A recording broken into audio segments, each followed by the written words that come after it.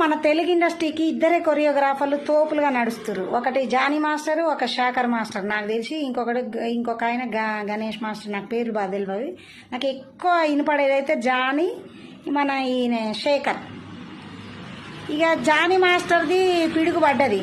అయ్యా శేఖర్, నీకు కూడా చెప్తున్నా, ఈ మధ్యలో డీలా కొత్త డాన్సర్ వచ్చింది, లేడీ డాన్సరు. ఆమె వంగవాడి డాన్స్ వేసినా నీలో ఆమె కష్టపడి బతుకుతుంది, ఆమెకు రెస్పెక్ట్ ఇస్తాను నేను. ఆమెనే తక్కువ చేయడం నా ఉద్దేశం కాదు. కానీ నువ్వు వా వా వా అని తిక్కలోడొరినట్టు నువ్వు జడ్జివిరా అయ్యా. ప్రతిదానికి ఆ తిక్కలోడొరినట్టు ఒరుడేందిరా? ఒక డిగ్నిటీ, ఒక ఏం లేదా నీకు జడ్జి స్థానం ఇచ్చినప్పుడు? ఆమెకన్నా మంచి మంచి డాన్స్ వేసే పిల్లలు చాలామంది ఉంటే ఆమెను పట్టుకొని అని ఏం కేకలు రాయి, ఎకిల కేకలు. ఎకిలోనివా నువ్వు కొరియోగ్రాఫర్ జడ్జిగా? నాకు అర్థం కాక అడుగుతా. ఏ పాటకైనా గదే స్టెప్